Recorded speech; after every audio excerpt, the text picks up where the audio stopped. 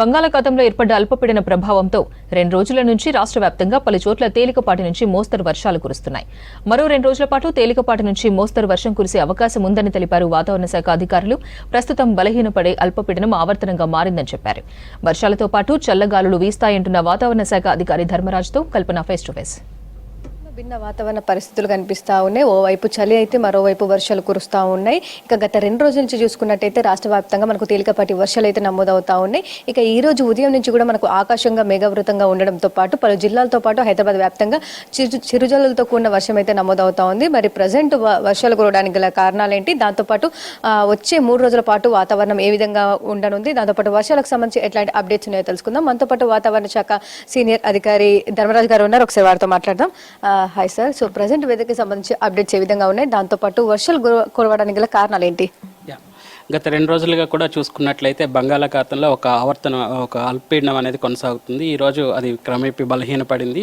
ప్రస్తుతం ఈ ఆవర్తనం కాస్త ప్రస్తుతం ఏదైతే అల్పపీడనం ఉన్నదో అది కాస్త ఆవర్తనం కింద మారి ప్రస్తుతం 1.5 కిలోమీటర్ల ఎత్తులో ప్రస్తుతం కొనసాగుతుంది. ప్రస్తుతం కనుక రాష్ట్రం మీద కనుక చూసుకున్నట్లయితే ప్రస్తుతం మనం ఈశాన్య ఋతుపవనాల సీజన్లో మనం ఉన్నాం కాబట్టి ఈ యొక్క ఈశాన్య ఋతుపవనాలతో పాటు మనకి ఈ యొక్క తూర్పు గాలులు కూడా రాష్ట్రం మీద చురుగ్గా కదలడం వల్ల గాలిలో తేమ కూడా అధికంగా ఉండడం వల్ల స్థానికంగాను ఇవంతా కూడా దోహదపడుతుంటుంది. అందువల్ల మనకి గత 2 రోజుల నుంచి కూడా చూసుకున్నట్లయితే ఆకాశం మేఘకృతమైనటువంటి వాతావరణం కప్పి ఉండడంతో పాటు అక్కడక్కడ కూడా చిరుజల్లులు అనేవి కురవడం కూడా చూసాము. ఈరోజు కూడా ఈ యొక్క వాతావరణం అనేది ఈరోజు రేపు కూడా కొనసాగే అవకాశం అయితే ఉంది. ముఖ్యంగా ఈరోజు కూడా చూసుకున్నట్లయితే కొన్ని తూర్పు జిల్లాలకు ఉన్నటువంటి ఖమ్మం, భద్రాచలం, నల్గొండ, సూర్యాపేట్, అలాగే చూసుకున్నట్లయితే ఈ యొక్క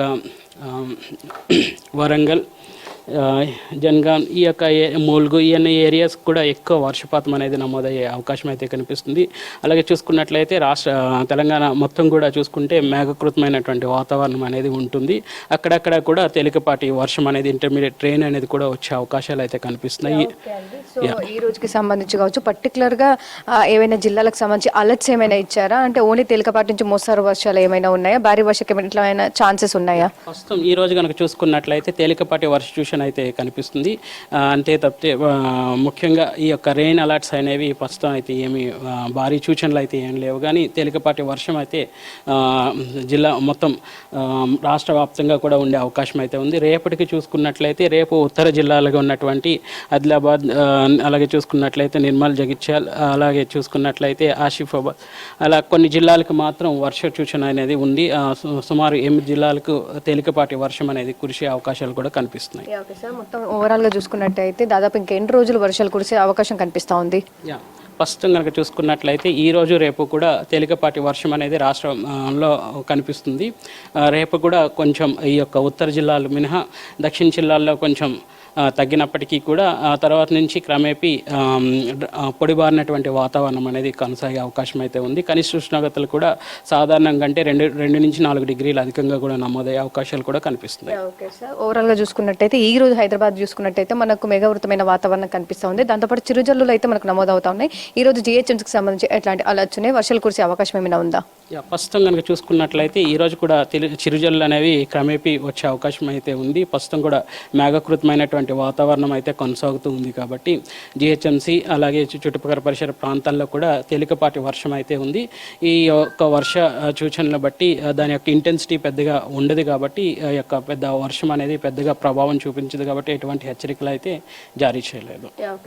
ఓవరాల్గా చూసుకున్నట్టయితే ప్రస్తుతం చలికి సంబంధించి అప్డేట్స్ ఏ విధంగా ఉన్నాయి? చలి తీవ్రత పెరిగే అవకాశం ఏమైనా కనిపిస్తూ ఉందా తర్వాత? ప్రస్తుతం కనుక చూసుకున్నట్లయితే చలి యొక్క శీతల గాలి కూడా క్రమేపీ చాలా చోట్ల గణనీయంగా పెరిగిందని చెప్పుకోవచ్చు. సో ఇదివరకు ఉన్నటువంటి కనిష్ట ఉష్ణోగ్రతలు అనేవి సింగిల్ డిజిట్ నుంచి డబుల్ డిజిట్కి వెళ్ళడం, అంతేకాకుండా ఈ యొక్క డబుల్ డిజిట్ నుంచి కూడా 2 నుంచి 4 డిగ్రీలు సాధారణం కంటే అధికంగా కూడా ఈ యొక్క కనిష్ట ఉష్ణోగ్రతలు అనేవి నమోదవడం వల్ల శీతల గాలుల ప్రభావం అనేది రాష్ట్రం మీద అంతకు ఉండకపోవచ్చు. ప్రస్తుతం ఉన్నటువంటి మేఘకృతమైనటువంటి వాతావరణం వల్ల చలి ఉన్నప్పటికీ కూడా చలి తీవ్రత అనేది అంత అధికంగా అయితే ఉండే అవకాశాలు అయితే కనిపించడం లేదు. ప్రస్తుతం రానున్న 5 రోజులు కూడా చలి సాధారణ స్థాయిలోనే ఉండే అవకాశం అయితే కనిపిస్తుంది.